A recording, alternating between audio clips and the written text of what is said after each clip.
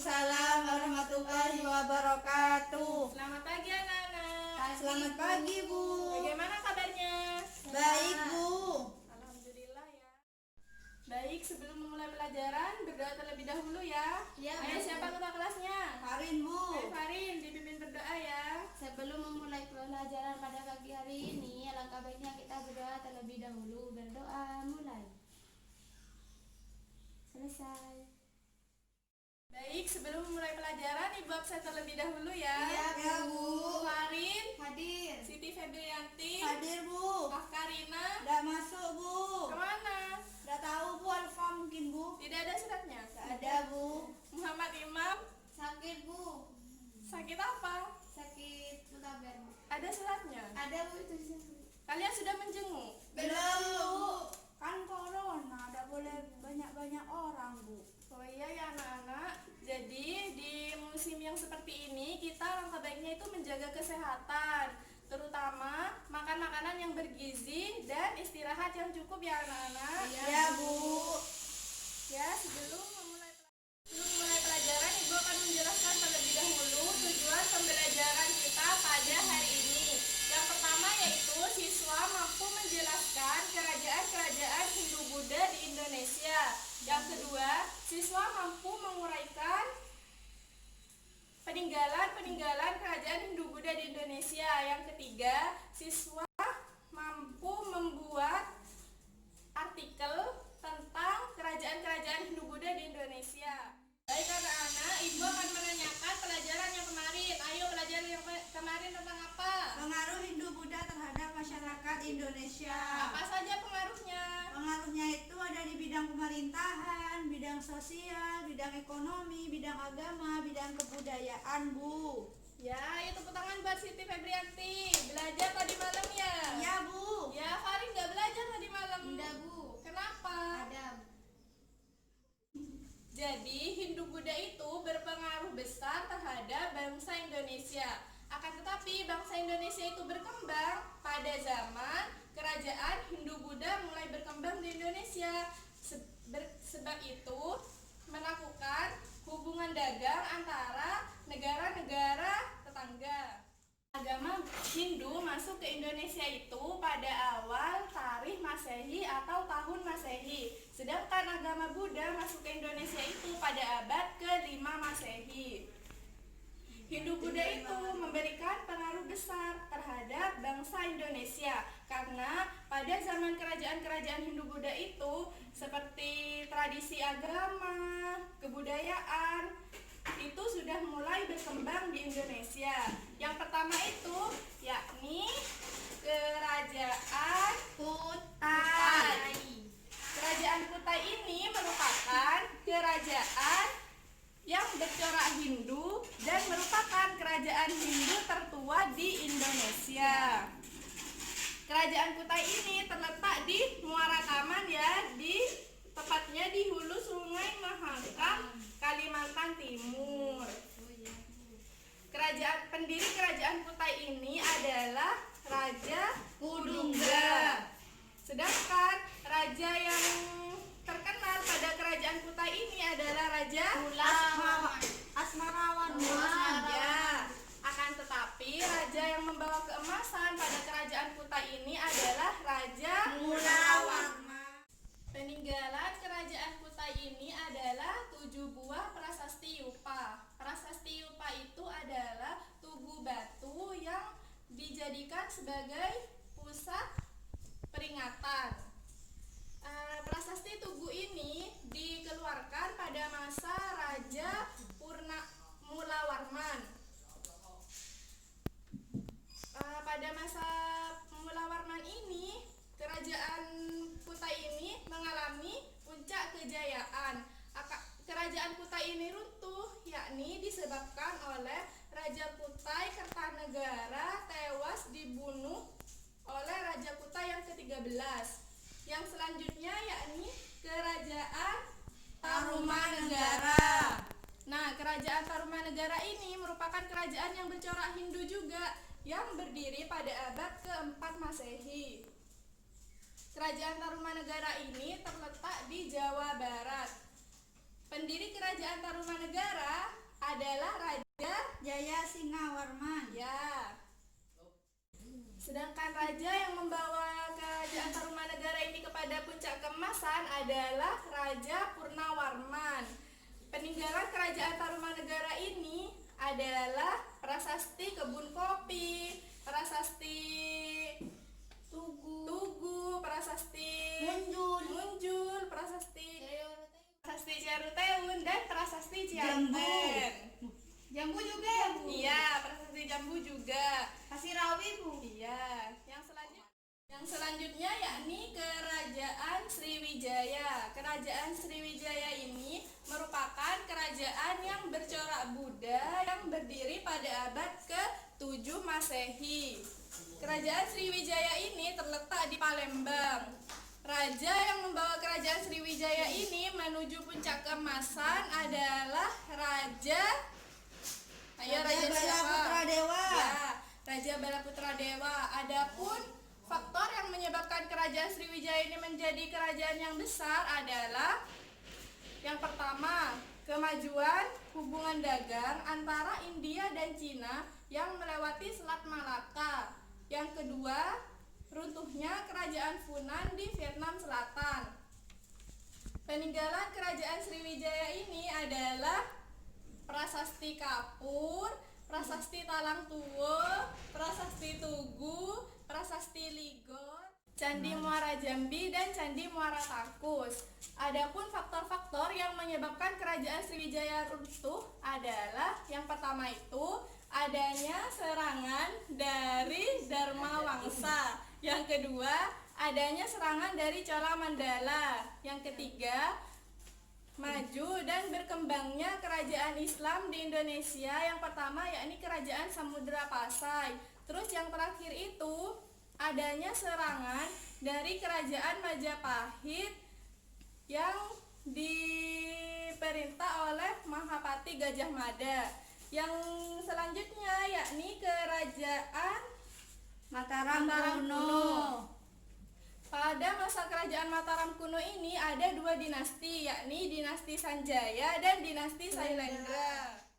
Dinasti Sailendra ini dipimpin oleh Raja Samaratungga yang merupakan agama Buddha. Sedangkan dinasti Sanjaya ini merupakan dinasti yang bercorak Hindu yang dipimpin oleh Raja Raka Pitakan. Selanjutnya, kerajaan Mataram kuno ini dipimpin oleh Dyah Balitung, dan Empu Sendok merupakan raja yang terakhir pada masa kerajaan Mataram kuno ini. Kemudian Empu Sendok memindahkan kerajaan Mataram kuno ke Jawa Timur dan mengubahnya menjadi kerajaan Medang. Yang selanjutnya yakni kerajaan Medang. Kerajaan Medang ini terletak di Jawa Timur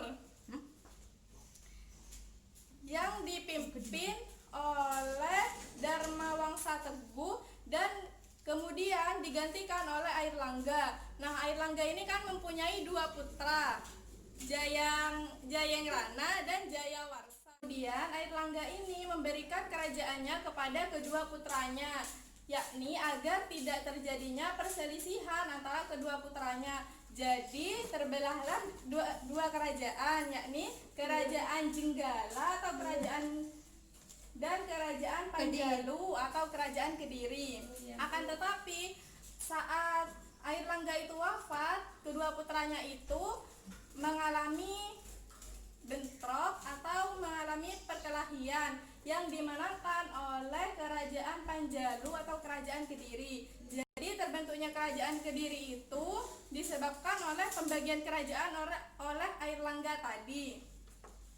Kemudian kerajaan Kediri ini runtuh disebabkan oleh raja yang bernama Jayanegara itu dibunuh oleh Ken Arok. Nah, yang ketujuh yakni kerajaan Singosari. Kerajaan Singosari ini kerajaan yang terletak di Jawa Timur yang dipimpin oleh Ken Arok. Kerajaan Singosari ini berasal dari nama daerah yang bernama Tumapel yang awalnya dikuasai oleh Tunggul Ametung. Akan tetapi Tunggul Ametung ini dibunuh oleh Kenarok, jadilah Kenarok itu menjadi raja di kerajaan Singosari ini. Dan Kenarok itu memperistri istri dari Tunggul Ametung tadi. Kemudian Kenarok ini dibunuh oleh anak dari Tunggul Ametung yang bernama Anusapati. Selanjutnya Anusapati itu juga dibunuh oleh anak dari Kenarok yang bernama Tohjaya. Tohjaya pun mengalami hal yang sama, yakni dibunuh oleh anak dari Anusapati yang bernama Wisnuwardana. Wisnuwardana ini merupakan raja terakhir dari kerajaan Singosari. Dan kemudian kerajaan Singosari ini runtuh disebabkan oleh adanya pemberontakan dari Jayakatwang yang merupakan Bupati Gelang-Gelang, dan matilah Raja Wisnuwardana. Yang terakhir yakni kerajaan Majapahit. Kerajaan Majapahit ini juga terletak di Jawa Timur yang didirikan oleh Raden Wijaya yang kemudian digantikan oleh putrinya yang bernama Tribuana Tunggadewi yang merupakan anak dari Raden Wijaya dan Gayatri. Nah, selanjutnya pada masa kepemimpinan Tribuana Tunggadewi ini mengangkat Gajah Mada sebagai Mahapati yang dikenal sebagai Sumpah Palapa. Kemudian raja terakhir kerajaan Majapahit ini adalah Hayam Wuruk. Hayam Wuruk ini merupakan raja yang membawa kepada puncak keemasan kerajaan Majapahit. Akan tetapi Hayam Wuruk juga pun yang menyebabkan runtuhnya kerajaan Majapahit karena Hayam Wuruk ingin memperistri Dyah Pitaloka. Yang selanjutnya yakni peninggalan masa Hindu-Buddha di Indonesia. Yang pertama yakni candi. Candi ini merupakan peninggalan Hindu-Buddha yang dijadikan sebagai makam atau tempat menyembahnya orang Hindu atau orang Buddha. Candi yang ada di Indonesia itu candi yang bercorak Buddha itu seperti Candi Borobudur, Candi Sewu, dan Candi Mendut. Sedangkan candi yang bercorak Buddha itu Hindu itu yakni Candi Prambanan. Yang selanjutnya yakni Gapura. Gapura ini merupakan pintu yang biasanya itu terdapat di gerbang atau pintu masuk menuju kerajaan. Yang selanjutnya Petirtaan. Petirtaan ini adalah tempat pemandian yang biasanya digunakan oleh raja-raja atau ratu-ratu atau keluarga istana. Yang selanjutnya yakni patung. Patung ini adalah peninggalan yang berupa batu. Terus yang selanjutnya relief. Relief ini adalah lukisan atau gambar yang berada di puing-puing candi. Terus yang selanjutnya prasasti. Prasasti ini adalah tugu batu yang biasanya difungsikan sebagai tempat peringatan. Terus yang selanjutnya, yang terakhir yakni kitab. Kitab ini adalah karya atau tulisan yang ada pada zaman Hindu-Buddha. Seperti itu ya anak-anak. Nah, Ibu kan sudah menjelaskan kerajaan-kerajaan Hindu-Buddha yang ada di Indonesia serta peninggalannya. Apakah dari kalian ada yang belum dipahami? Baik anak-anak, ada yang mau ditanyakan? Ada, Bu. Ya, Farin. Di sini saya masih belum jelas tentang peninggalan-peninggalannya ya, Bu. Iya. Bedanya relief sama prasasti itu apa? Kan sama-sama tulisan. Iya. Ya, baik. Relief itu yaitu seni pahat yang ada di dinding-dinding candi. Farin pernah ke Candi Borobudur? Pernah, Bu. Pernah melihat kan ada itu pahatan-pahatan di dinding candi? Ya. Itu namanya relief. Sedangkan prasasti itu tulisan-tulisan yang ada di batu. Biasanya itu sebagai pusat peringatan. Seperti itu. Iya, Bu. Apakah sudah bisa dipahami? Sudah, Bu. Sudah ya. Baik anak-anak, sebelum Ibu mengakhiri, Ibu akan menyuruh kalian membuat kesimpulan. Kesimpulan dari apa yang sudah kita pelajari tadi ya. Ya, Bu. Ayo Ria.